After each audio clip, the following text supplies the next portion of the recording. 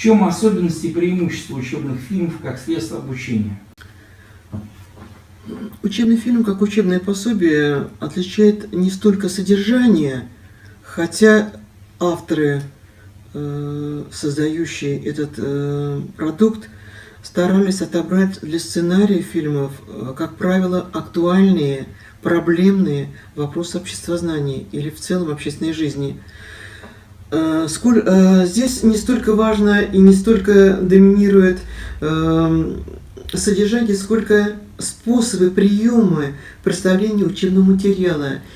Вот эти способы и приемы представления учебного материала представляют для нас дидактическую ценность, я бы сказала. Именно они позволяют разнообразить виды учебной деятельности, именно они позволяют более эмоционально воспринимать учебный материал, позволяют использовать различные педагогические технологии, которые увлекают учащихся, делают материал курса живым, личностно значимым, переживаемым даже эмоционально, поскольку фильм использует наглядность в широком виде, звуковое оформление. Так создатели фильма могут использовать для раскрытия темы самые разнообразные способы. Это и документальная кинохроника, это постановочные сцены, это игровые какие-то эпизоды, элементы, комментарии, интервью, оценки исторических, политических деятелей и очень насыщенный наглядный ряд, наглядные материалы. Включение учебных фильмов в образовательный процесс создает широкие дополнительные возможности для решения учителем таких важных дидактических принципов, особенно значимых для социально-гуманитарного образования, как реализация межпредметных связей. Фильмы позволяют опереться на различные знания курсов истории, экономики, географии, литературы. Именно сюжетное содержание позволяет успешно реализовать этот принцип.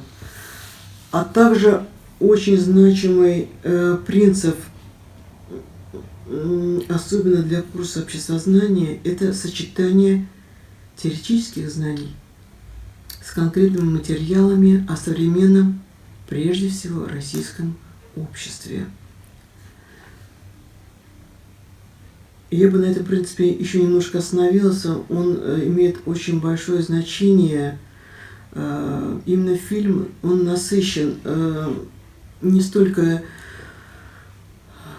раскрытием и направлен на раскрытие какой-то проблемы, сколько подает ее именно через примеры из практической жизни, через многообразие фактического материала.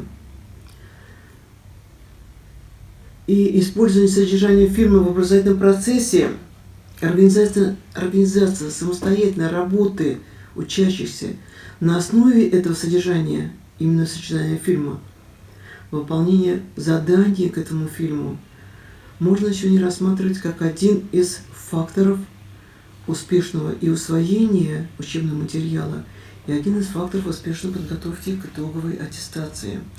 И даже не важно, это аттестация за основную школу или единый государственный экзамен. Учебный фильм действительно позволяет обогатить знания учащихся, полученные по курсу, многочисленными примерами, фактами из практической жизни, статистическими данными, авторитетными мнениями, оценками явлений. У нас есть задание на экзамене в старшей школе «Факты и мнения». У нас есть задания, связанные с раскрытием на примере.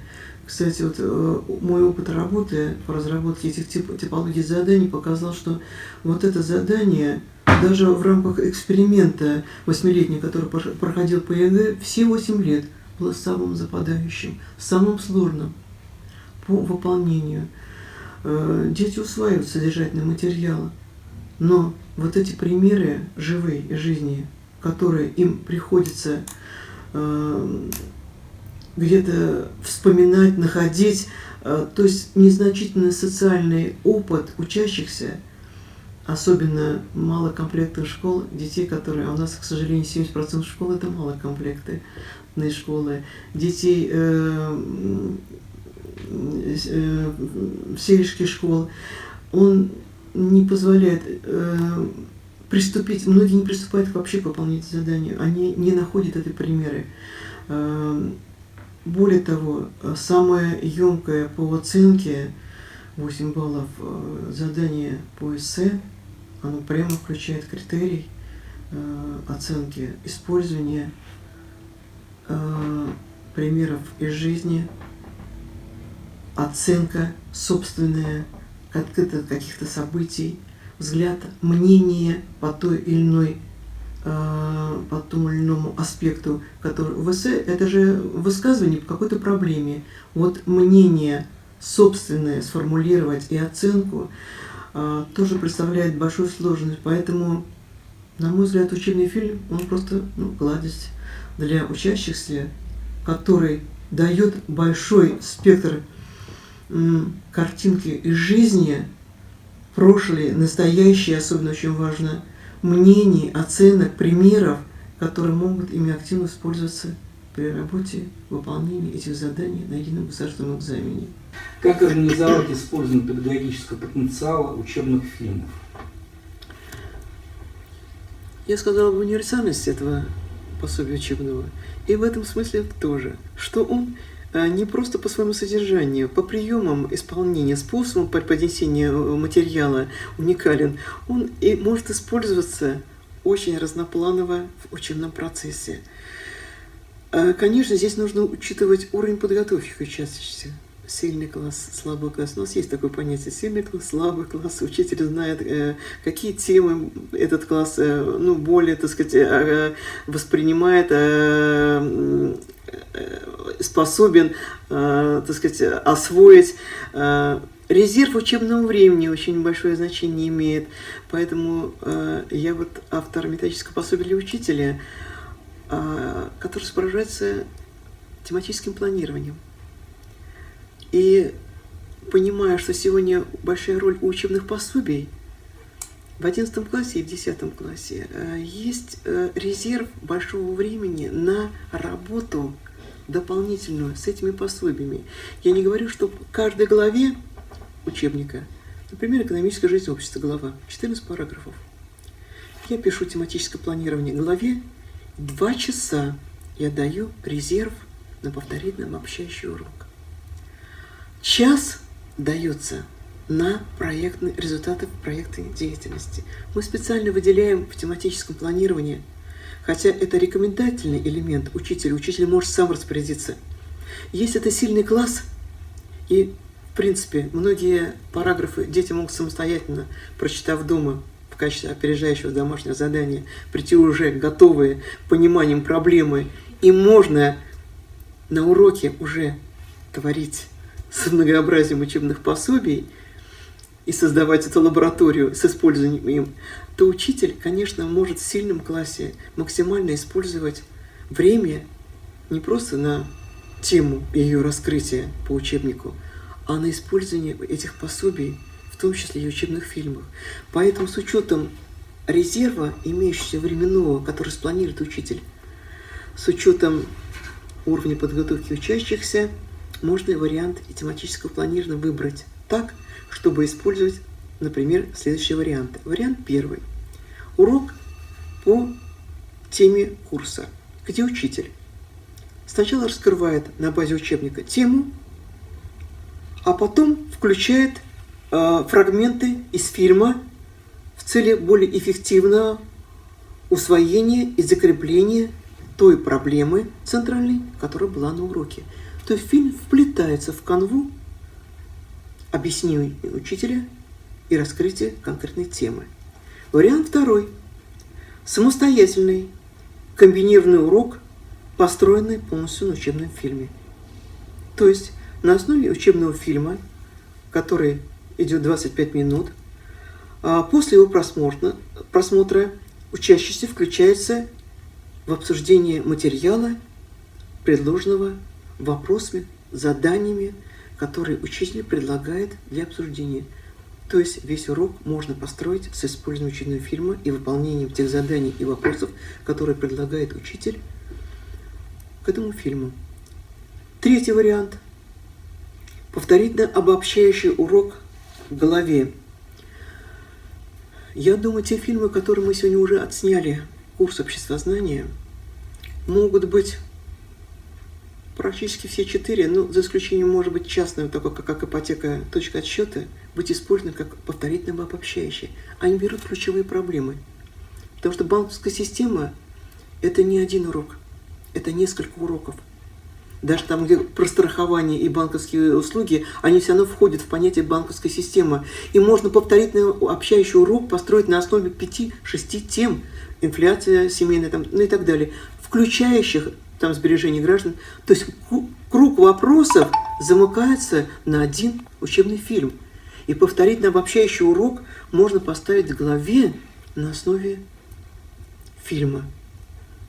Глава 14 параграфов «Экономическая жизнь общества». Повторительно обобщающий урок всегда в тематическом планировании есть 2, а кто-то делает 4 часа на повторительно обобщающие уроки.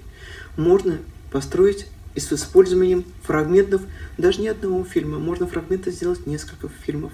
Близкие по проблеме, это государственный финансовый контроль и там банков, предположим. Можно соединить фрагменты из 2 фильмов и построить прекрасные 2 часа весь повторительно обобщающий урок на основе фильмов.